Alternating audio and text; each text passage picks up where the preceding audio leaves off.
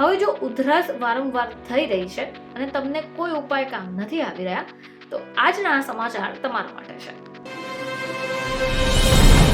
નમસ્કાર દર્શક મિત્રો, ખબર છે .com હું દ્રષ્ટિ આપ સૌનું સ્વાગત કરું છું. દર્શક મિત્રો, વાત કરીએ આપણા સ્વાસ્થ્ય વિશે. જેમ જેમ સિઝન બદલાય, ઋતુ બદલાય, તો આપણી જે સ્વાસ્થ્ય છે તેમાં પણ ઘણા બધા ફેરફારો થતા રહેતા હોય છે. જ્યારે શિયાળાની શરૂઆત થાય તો આપણને ઉધરસ, ખાંસી, કફ, શરદી આ બધા જે પ્રકારના જે રોગો હોય તે આપણને સામાન્યપણે જોવા મળતા હોય છે. હવે જો ઉધરસ વારંવાર થઈ રહી છે અને તમને કોઈ ઉપાય કામ નથી આવી રહ્યા, તો આજના આ સમાચાર તમારા માટે છે. બદલાતી સિઝનમાં શિયાળામાં એટલે કે ખાંસી અને શરદી થવી તો સામાન્ય છે. જો રાતે પણ ખાંસીની સમસ્યા રહે તો તમારી ઊંઘ ખરાબ થઈ શકે. આ સાથે તમારા ફેફસા અને ગળામાં વાયરલ સંક્રમણની શક્યતા પણ રહે છે. જો તમે આનાથી કંટાળી ગયા છો અને તેને ભગાડવા ઈચ્છો છો, તો આજે અમે તમને ઘરેલું ઉપાય જણાવવા જઈ રહ્યા છે. તો ચાલો જાણીએ કે એવા કયા ઘરેલું ઉપાયો હોઈ શકે કે જે તમને મદદ કરશે. સૌથી પહેલા વાત કરીએ મધ વિશે. મધમાં એન્ટીઓક્સિડન્ટ હોય છે, જે ખાંસીને ભગાડવા માટે રામબાણ ઉપાય છે.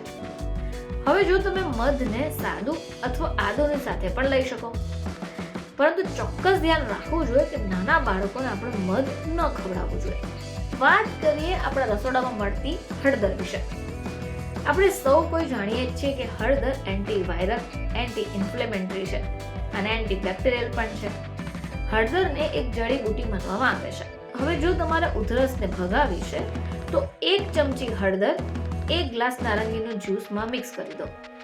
1 ચપટી કાળા મરીનો પાવડર મિક્સ કરો અને બાદમાં આ જ્યુસને પી લો. ચોક્કસપણે તમને ખાંસીથી રાહત મળશે. વાત કરીએ લસણ વિશે. તો આ લસણમાં એન્ટીબેક્ટેરિયલ અને એન્ટીવાયરલ ગુણ હોય છે. જો તમને ઉધરસ થઈ રહી છે, ખાંસી શરદીની ફરિયાદ થઈ રહી છે, તો તમે આ લસણને શેકીને પણ ખાઈ શકો છો. આનાથી તમને ચોક્કસપણે સ્વાસ્થ્યમાં ફરક દેખાશે. ચલો વાત કરીએ આદુની. આમ પણ આપણે આદુનો ઉપયોગ રોજબરોજની જિંદગીમાં કરતા હોય છે. આદુ એક ખાંસી માટે પણ બેસ્ટ કહી શકાય. આ માટે તમારે એક આદુને કૂટી લેવાનું છે અને પાણીમાં નાખીને ઉકાળી લેવાનું છે. બાદમાં આ પાણીને ગાળી લો અને તેનું સેવન કરી દો. હા, તમે આદુને કાચું પણ ખાઈ શકો છો.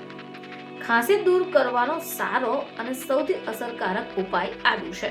એટલે જો તમે પણ આવી ઉધરસથી પરેશાન થઈ ચૂક્યા છો, તો તમે પણ આ ઘરેલું નુસ્ખા અજમાવી શકો છો, જે તમને સૌથી અસરકારક પરિણામ આપશે. ફરીથી આપ સમક્ષ હાજર થઈશું. ત્યાં સુધી જોતા રહેજો ખબર છે .com.